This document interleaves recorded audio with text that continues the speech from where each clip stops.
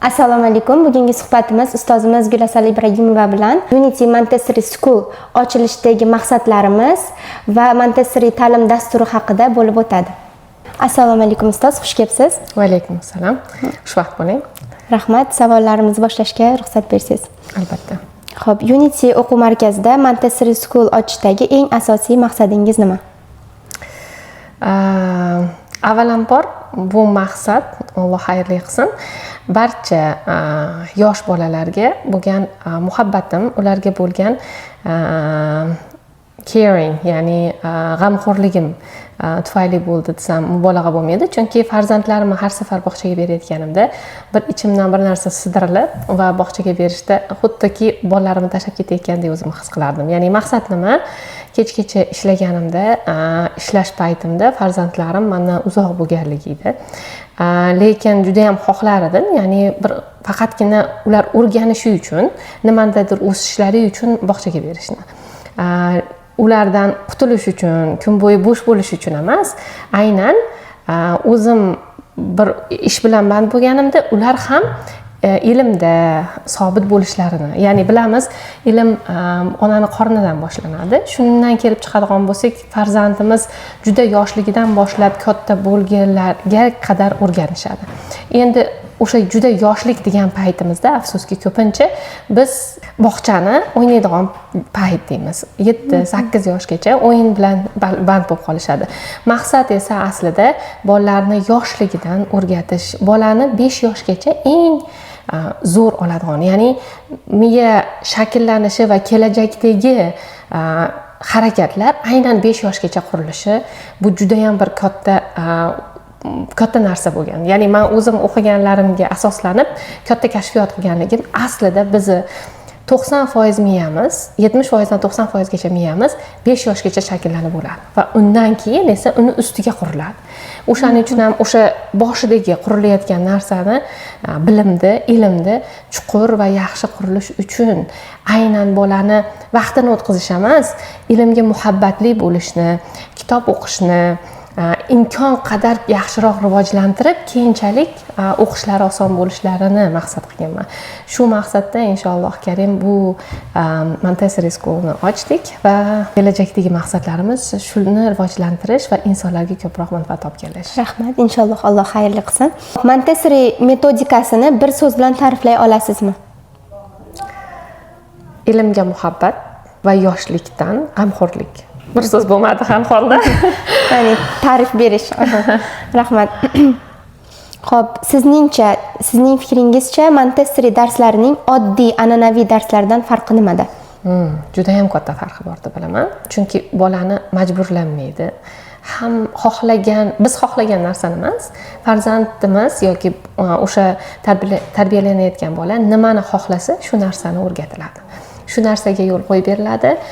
To'g'ri, disiplina bo'ladi, lekin bu degani bu farzandga majburlab o'tirasan, hozir mana mashg'ulot qilasan va bundan keyin buni qilasan emas. Va eng asosiysi unda har xil rivojlanish uchun bo'lgan yondashishlar muhim bo'ladi. Farzand qiziqqan, o'ziga yordam bera oladigan va eng asosiysi kelajakda bu narsalarni bir-biriga bog'lay oladigan muhim jihatlarini yoshlikdan o'rganib boradi. Tarbiya buni ichiga eng muhimi kiradi.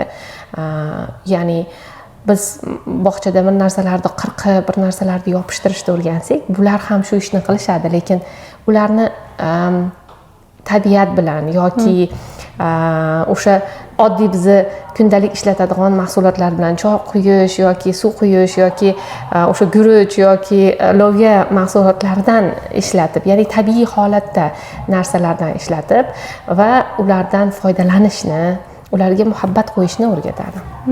Rahmat. Hozirda Unity Montessori School'da ishlayotgan jamoangiz, Montessori ustozlari haqida fikringiz? Bu jamoamiz juda ham yosh. O'zimiz ham bu sohada yangimiz va juda ko'p narsalarni o'rganishimiz kerak deb o'ylayman. O'rganyapmiz va inshaalloh karim asosiy maqsadimiz o'rganish va o'rgatish. Men bu jamoadan juda ham katta katta umidlarim bor. Sababi bu jamoadiylar o'zimni o'quvchilarim, o'zimni yaqinlarim, o'zimni singlim deb bo'lib qolgan insonlar va bular aynan o'zlarini farzandlari borligi uchun ham taklif qilganman. Ya'ni o'zlarini farzandlariga g'amxo'rlik qilayotgan va o'qiyotgan, o'rganayotgan va faqat farzandlari uchun qilayotgan ishlardan kelib chiqib, keling shu ishni jamiyatimizga foyda bo'lsin. Atrofimizdagi farzandlarga ham shu narsani yetkazaylik. Siz o'zingizni farzandingizga shu narsani ilindingiz. Nimaga? Shuni muhimligini bilyapsiz.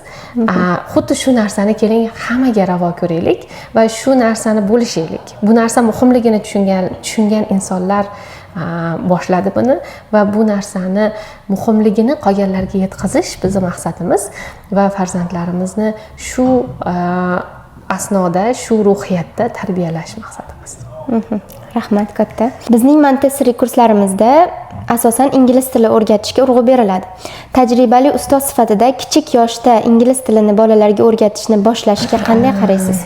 Avvalambor men ishonamanki, faqat men emas, bu ishonchim shundan kelib chiqqan tadqiqotlardan kelib chiqqanki, bola qancha yoshligida ko'proq tilni o'rgansa, shuncha tilga moyil, tezroq o'rganadigan va keyinchalik kommunikabilniy, ya'ni muloqot qilish juda ham oson bo'ladigan, hamma bilan kirishuvchan va til olish oson bo'ladigan farzand bo'lib yetishadi.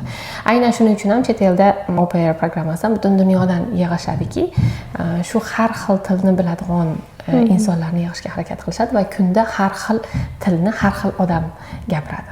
Bu bolani kelajakida rivojlanishi, nafaqat til, balki miya rivojlanishida juda ham muhim rol o'ynaganligi uchun bola yoshligida 5 yoshgacha hech narsani o'rganishda qiynalmaydi. 5 yoshdan keyin qiynalishda bo'lishi mumkin. Lekin 5 yoshgacha qancha ma'lumotni bergan saringiz, xohlab o'rgansa, bu hech qanaqa qiyinchilik tug'dirmasligi ilmiy isbotlangan. Rahmat. Xo'p, sizningcha Montessori metodida ota-onalarning o'rni qanchalik muhim? Bu katta shift, katta bir qadam. Ayniqsa biz O'zbekistonga yangi kirib kelayotgan bir fikr sifatida ko'pchilik bu narsani qabul qilishi juda ham qiyin deb o'ylayman. Chunki hatto o'zimning atrofimda boshida o'zimga ham qiyin bo'lgan, oson bo'lmagan. Bu qanaqasiga xohlagan narsasini qilsin, oddiy narsalar bilan o'ynasin va farzand o'sha rivojlanishi uchun kechgacha bir inson hamma yo'g'ida har xil mashg'ul, kechasi bilan bir narsalarni tayyorlaysiz, kun bo'yi uni o'sha narsalar bilan o'ynatasiz-da yo'lganingizda va o'sha mashg'ulotlar qiziqarli bo'lishi uchun harakat qilasiz. Bunchalik darajadagi narsaga biz yoshlikdan o'rgangan narsamiz, qo'ppoy bola katta bo'ladi degan narsa. Bu juda ham muhim, lekin bu narsani tan olish va shunga qadam qo'yish juda ham qiyin deb o'ylayman. Ko'pchilikka bu nonsensga o'xshaydi. Voy, nega? Endi bola katta bo'lib qoladi-da, 7 ga kirsa, maktabga borganda keyin o'rganadi-da. Aslida maktabga borguncha o'rgansin, maktabga borganda keyin o'zidan o'zi ketaveradi, qiynalmaydi ham, muhabbatli bo'lib qoladi ham ilmga, inshaalloh. Keyin o'zi ham maza qilib o'rganib ketaveradi. Baza borligi uchun bag'i oson qurilaveradi. Rahmat javobingiz uchun. Xo'p, ona sifatida, ustoz sifatida bola necha yoshdan ilm olishni boshlash kerak? Nima deb o'ylaysiz? Ona qornida paydo bo'lganini birinchi kunidan deb o'ylayman. Bu nafaqat meni fikrim, balki ulamolarimizni fikrlari. Qachon farzandimga tarbiya berishim kerak, farzandim birga tikildi deyishganda, farzandingiz ona qornidaligida deyishgan. Va hozirgi ilmiy isbotlangan narsalardan esa bolani nimaga yo'naltirmoqchisiz? Uni musiqachi qilmoqchimisiz? Unda onani qornidaligida ko'proq musiqa eshittiring. Uni qori qilmoqchimisiz yoki uni bir arxitektor qilmoqchimisiz? Muhandis, unda o'sha ona qornidan shu narsaga moyil qilib, shu narsani ichida qilishingiz juda ham muhim. Va shu keyinchalik o'sha farzandni o'sha sohaga muhabbat qo'yishiga sababchi bo'lishi har taraflama isbotlangan. Bu suhbatimiz orqali ota-onalarga tilaklaringiz va maslahatlaringiz. Tilaklarim. Tilagim shuki, har bir farzandimiz, bu jamiyatimizdagi farzandlarning har biri ilmga muhabbatli bo'lsin, shijoatli bo'lsin, jiddiy jahdli bo'lsin, harakatchan bo'lsin, muhabbatli bo'lsin. Bu atrof muhitga, insonlarga, ilmga, intilishga, aynan hozir atrofimga qarab, o'quvchilarimdan kelib chiqib, balkim hamma emasdir. Men o'zimni atrofimga qarab, faqatgina menga kelayotgan juda ham bir kichkina oqim shundaydir inshaalloh, shu shijoat yetishmayapti. Muhabbat, ilmga intiluvchanlik yetishmayotganligini ko'rganligim uchun ham shu narsani tashkilladim.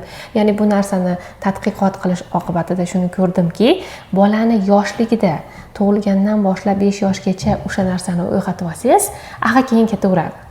Agar shu narsa yo'q bo'lsa, keyinchalik siz harakat qiling, o'sha narsani chiqarib olish juda ham qiyin bo'lyapti, alhamdulillah, lekin juda ham qiyin bo'ladi. Katta farqi bo'lyapti. Farzandiga ota-onalar yoshligidan e'tibor berib, uni rivojlanishi uchun billa o'ynab, billa o'rgatib, billa o'qib, unga qancha muhabbatliligini hamma farzandini yaxshi ko'radi. Eng shirin farzand o'zini farzandi. Shuni ko'rsata bilish farq qilyapti xolos. Shunga e'tibor berish va shu narsani taqdim qilish farq qilyapti. Shu narsani ertaroq qila olaylik, toki keyinchalik farzandimiz o'sha narsani ustiga ilmlarini, intiluvchanliklarini, hayotlarini qurishsin-da va juda ko'p yaxshiliklarga, katta yetuk inson bo'lish sharafiga muyassar bo'lishsin. Amin. Aytganingiz kelsin. Ustoz, ajratgan vaqtingiz uchun, javoblaringiz uchun kattakon rahmat. Sizga ham rahmat.